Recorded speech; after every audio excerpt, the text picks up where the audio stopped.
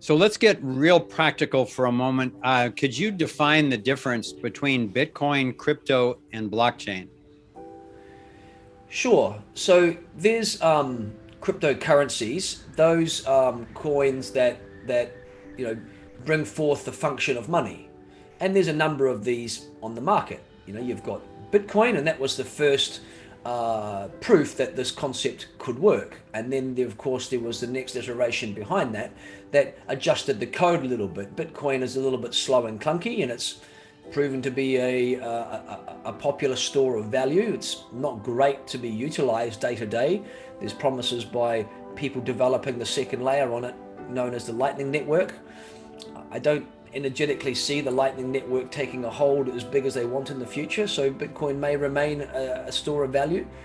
There are other coins that perform perhaps more like cash, Litecoin, Bitcoin Cash, other coins in this nature dash that have a faster blockchain time that can settle more instantly through transactions. And so you've got currencies.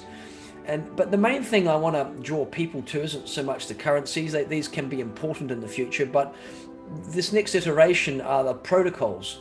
The problem we've had in this internet world is that the internet has been fundamentally had a flawed design in the beginning. And what I mean by a flawed design was that the internet was designed only with information transfer in mind. It was never designed with security baked into the protocol. And so what is a protocol? Many of us are utilizing the internet not realizing the underlying protocols that it's built upon. For example, HTTP, you'll recognize when you type into the browser Hypertext Transfer Protocol. That's the protocol that basically allows the internet's websites to talk to one another. And in that protocol, security wasn't baked into the cake. Another protocol that you live your life on that you probably don't know about is the protocol that drives email. SMTP, Simple Mail Transfer Protocol, allows your Yahoo to talk to Hotmail, to talk to Google, Gmail, etc., etc.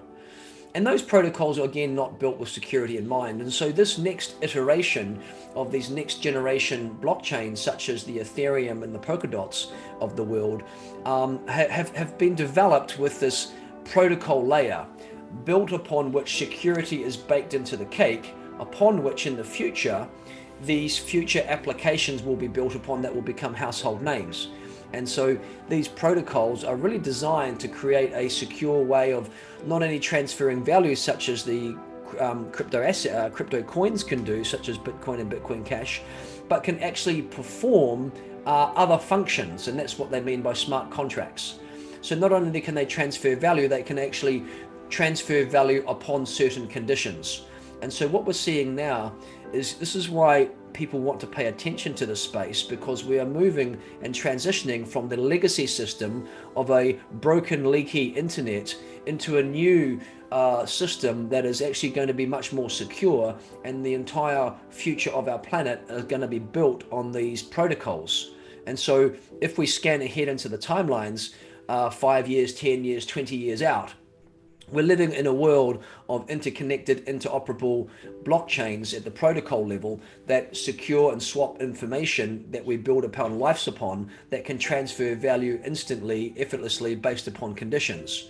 And so what's happening is that the old legacy market, which is shaking at the roots and leaking and almost kind of crumbling before our very eyes, is in that course of slowly starting to crumble down. And at the very same time, we are witnessing the rebuilding of a new system. Back in 2007 and 8, we were really in a pickle because if the system went down, we didn't have any lifeboats to jump into.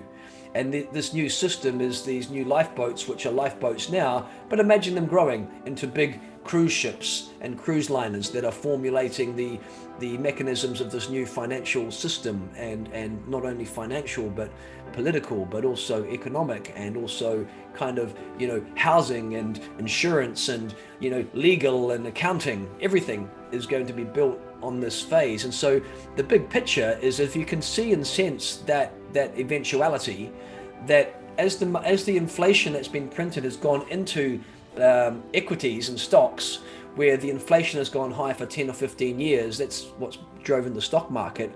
People in the middle and upper class have been able to have disposable income to put that spare money into growth stocks. That's going to drain out into this new system as things start to shake around a little bit, and these things will grow into the future. And the simple bet is that just placing our chips, and I just wanted to show David my little fun Bitcoin silver coin here we got printed with a little Bitcoin symbol on it, with a real piece of silver. Nice. Our chips and bets, on the macro picture, is that we view that this architecture is forming the future of society for generations to come, and we have this unique opportunity to position into it. And all this stuff that's happening at the moment and in the past is just short-term noise to the big picture and the signal. And the signal is that this infrastructure is forming the basis of humanity's operating system and structures going forward for generations to come.